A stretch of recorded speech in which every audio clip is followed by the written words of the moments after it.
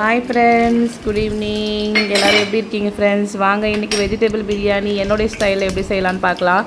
நான் மார்னிங் தான் பண்ணேன், அதை வீடியோ எடுத்து வச்சுருந்தேன். போட டைம் இல்லை ஃப்ரெண்ட்ஸ், அதனால் நான் கொஞ்சம் போடலை. ஸோ இப்போ போடுறேன் பாருங்கள். ஃபுல் ரெசிபி இப்போ போடுறேன். காலையில் வந்து வெறும் சாப்பாட்டு ஐட்டம் இது மட்டும்தான் போட்டிருந்தேன், ஷார்ட்ஸ் போட்டிருந்தேன். இப்போ வந்து ஃபுல் வீடியோவாக போடுறேன் பாருங்கள் ஃப்ரெண்ட்ஸ். இது வந்து குயிக்காக நம்ம லேட்டாக எழுந்திரிக்கிறோம், இல்லை நம்ம எப்படி சொல்கிறது, ஏன்னா வெளியில் போகணும். இன்றைக்கி நான் வெளியில் போனேன், அதனால் ரொம்ப ஈஸியாக இதை கொஞ்சம் பண்ணி முடிச்சிட்டேங்க.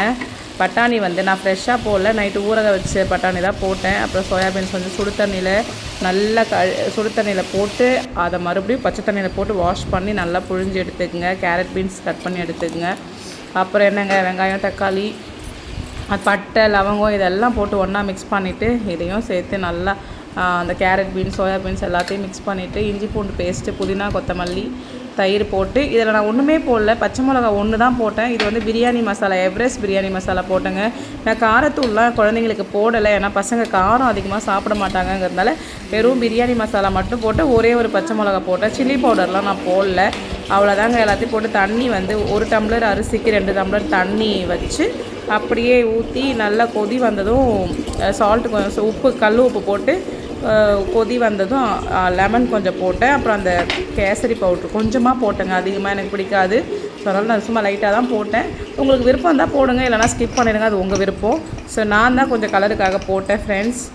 அப்புறம் பார்த்தீங்கன்னா லெமன் போட்டு அவ்வளோதான், மூடி வச்சுருங்க. நான் ஸ்டார்டிங்கில் நெய்யும் எண்ணெயும் ஊற்றிட்டேன், அதனால் நான் இப்போ நெய்லாம் ஊற்றலை. நான் இதை பண்ணும்போதே நான் ஊற்றிட்டேன். அதனால் பார்த்தீங்கன்னா சாஃப்டாக, ரொம்ப சாஃப்டாக டேஸ்ட்டாக வந்துச்சுங்க. இங்கே பாருங்கள், வேறு லெவலில் அந்த டேஸ்ட்டு என் குழந்தைங்களாம் ரொம்ப விரும்பி சாப்பிட்டாங்க. அதுக்கப்புறம் இதுக்கு சைட் டிஷ் பார்த்திங்கன்னா இது காலிஃப்ளவர் 65 போட்டேங்க. சூப்பராக இருந்தது. எங்கள் வீட்டில் பிரியாணியே இப்போ இல்லைங்க, காலி ஆகிடுச்சு. காலையிலலாம் செஞ்சேன், அதுக்குள்ளவே ஒன்றுமே இல்லை. என் குழந்தைங்க நாங்கள் எல்லாருமே சாப்பிட்டு முடிச்சிட்டோம். காலிஃப்ளவர் வந்து பார்த்திங்கன்னா அதில் பூச்சி, புழுகு இந்த மாதிரி இருக்கும். அதனால் சுடு தண்ணியில் மஞ்சத்தூள், உப்பு போட்டு நல்லா அதை கொஞ்சம் ஆஃப் பாயில் பண்ணி நல்லா வடிகட்டி வச்சுட்டு கார்ன்ஃப்ளவர், அரிசி மாவு, அப்புறம் பஜ்ஜி மாவு 1 ஸ்பூன் போட்டு, அரிசி மாவு, பஜ்ஜி மாவு, கார்ன்ஃப்ளவர் எல்லாமே உங்களுக்கு தேவையான அளவுக்கு. நான் வந்து கொஞ்சம் தான் எடுத்தேன், அதனால் நான் 1 ஸ்பூன் தான் போட்டேன். நீங்கள் நிறைய எடுத்திங்கன்னா 2 ஸ்பூன் 3 ஸ்பூன் போட்டுக்குங்க. அதுக்கப்புறம் இஞ்சி பூண்டு கூட நான் 1 ஸ்பூன் போடல, கொஞ்சமாக தான் போட்டேன். அப்புறம் வந்து பெப்பர் கொஞ்சம் போட்டுக்குங்க. அப்புறம் வந்து பெப்பர், கொஞ்சம் சால்ட்டு, மஞ்சத்தூள், கொஞ்சம் கேசரி பவுட்ரு, இது எல்லாமே சில்லி பவுடர் எல்லாமே நீங்கள் ஆட் பண்ணிங்க. காரம் வந்து உங்களுக்கு தேவையான அளவுக்கு ஆட் பண்ணிக்கங்க ஃப்ரெண்ட்ஸ். ஆட் பண்ணி நல்லா மிக்ஸ் பண்ணுங்கள். இங்கே பாருங்கள், மிக்ஸ் பண்ணி அவ்வளோதாங்க. பொரிச்சு எடுத்திங்கன்னா சூப்பரான காலிஃப்ளவர் 65 ரெடி ஆகிடும். 65 மசாலாவும் கொஞ்சம் நான் இதில் ஆட் பண்ணியிருக்கேன். அந்த கேசரி பவுடர்லாம் ஆட் பண்ணனால கொஞ்சம் சூப்பராக கலர்ஃபுல்லாக அங்கே பாருங்கள், செம்மையாக இருந்தது.